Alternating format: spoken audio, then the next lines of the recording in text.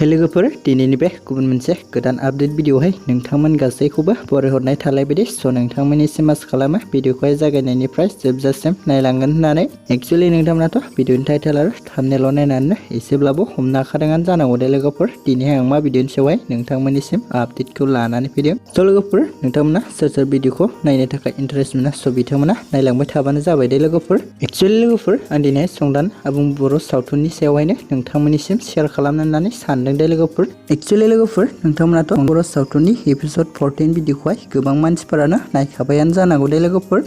आरो लोगोफोर जायफोरा दासिमबो जुदि नायहैयाखै अब्ला नोंथांमोना थाबैनो बगजलि कमेडियान इउट्युब चेनेलाव थांनानै नायनानै लाहैबानो जाबाय दे ओमफ्राय लोगोफोर जायफोरा नोंथांमोना संदान आबुं बर' सावथुननि एपिसोड 14 भिडिअखौहाय नायदों नोंथांमोनाथ' गोबाङानो मोनथिखाबायानो जानांगौ दे जाहा संदान आबुं बर' सावथुनाहाय एपिसोड 14 भिडिअहायनो जोब्बाय दे ओमफ्राय लोगोफोर नोंथांमोना संदान आबुं बर' सावथुनखौहाय नायनानै माबायदि मोनदों कमेन्टनि गेजेरजों नोंथांमोना फोरमायहरबानो जाबाय दे लोगोफोर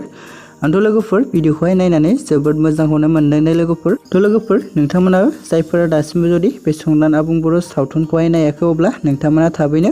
बगजलि कमेडियान इउट्युब चेनेलाव थांनानै नायनानै लाहैदो दे लोगोफोर बिदिब्ला दिनैनि शर्ट आपडेट भिडिअ बेखिनियानोमोन दे लोगोफोर आसा खालामो नोंथांमोना भिडिअखौ नायनानै मोजां मोनदों भिडिअखौ जुदि नायनानै मोजां मोनदोंब्ला अन्नानै खनसे लाइक खालामनानै होबानो जाबाय दे लोगोफोर आरो सोरबाफोर जुदि चेनेलाव भिडिअखौ गोदानै नायगासिनो दङब्ला नोंथांमोना चेनेलखौबो साबस्क्राइब खालामनानै लाबानो जाबाय दे